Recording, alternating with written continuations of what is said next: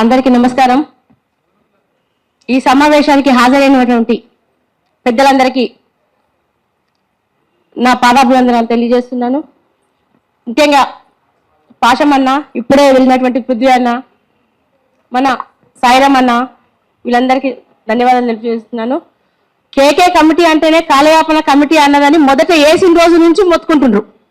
కాకపోతే నిన్న నేను మీటింగ్కి నల్గొండ, వరంగల్, ఖమ్మం జిల్లాల మీటింగ్ నిన్న జరిగినప్పుడు నేను వెళ్ళడం జరిగింది. జరుగుతూ మొట్టమొదటిసారిగా వాళ్ళు ఏం చెప్తున్నారంటే ఇది కాలయాపన కమిటీ కాదు, ఇది మేము చాలా త్వరగా చేస్తున్నామని చెప్తున్నారు. కానీ అక్కడ మొత్తం వివక్షణ జరుగుతుంది.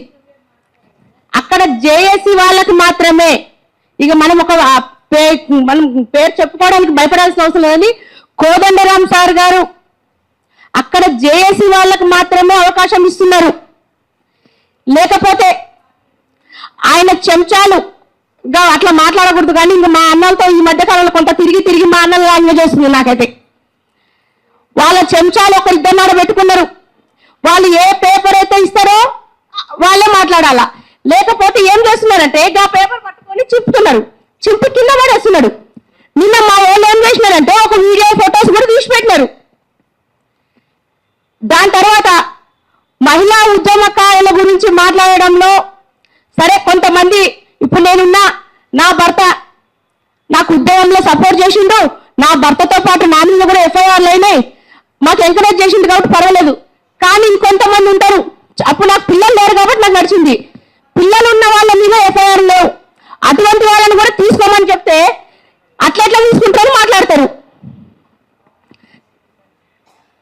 తర్వాత పాషమన్న గారు, మాకు బాగా బాధేస్తున్న విషయం ఏంటంటే ఇక్కడ విగ్రహాలు అయితే బాగా పెడుతున్నారు, మీలాంటి వాళ్ళు ఎంత మొత్తుకుంటున్నా కానీ నిన్న బాలసుబ్రహ్మణ్యం గారు మొన్న పెట్టినప్పుడు కూడా మనం అందరం కొట్లాడినాం, మనం అందరం చేసినాం. నిన్న ఎన్టీ రామారావు గారిది కూడా అదే విధంగా పెట్టిండ్రు. రేపు ఎల్లుండి ఇంకా ఏవో ఒక విగ్రహాలు ఆంధ్ర వాళ్ళే తీసుకొచ్చి పెడతారు. మనం ఇట్లా ప్రెస్ లో ఏం చెప్పుకుంటామంటే మా తెలంగాణ వాళ్ళ విగ్రహాలు మన బొడ్డులో పెడతామన్నాం, మనం ఒక్కటి కూడా లేదు. మనం అనుకోకుండా ఆంధ్ర వాళ్ళే తీసుకొచ్చి పెడుతున్నారు. ఇంకొకటి, ఇందాక పృథ్వీ అన్న అన్నట్టు గాన ఇన్నన్న దగ్గరికి వాళ్ళ అమ్మ చనిపోయిన రోజు వెళ్ళినా, నేను వాళ్ళ నాన్నగారు చనిపోయిన రోజు వెళ్ళినా.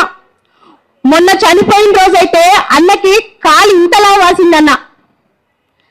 ఆయన లాస్ట్ కి టాయిలెట్ కి వెళ్తే కూడా ఆయన ఎంబడి ఒక కానిస్టేబుల్ ఇచ్చి పంపిస్తున్నాడు. కనీసం వాళ్ళ బిడ్డను కూడా మాట్లాడలేని పరిస్థితి. కానీ ఏమి ద్రోహం చేసినారు? మాట్లాడినంత మాత్రాన ఆ ఊపా చట్టాలు పెట్టడం అనుకుంటున్నాము. కానీ పాషమన్న గారు, మేమైతే చెప్తున్నాం, అర్బన్ నక్సలైట్లు ఎవరైతే మాట్లాడిండ్రో అర్బన్ నక్సలైట్లు అంటున్నారు. మేము కూడా మీతో పాటు నేను కూడా ఒక అర్బన్ నక్సలైట్ అవ్వడానికి కూడా నేను తయారుకున్నా.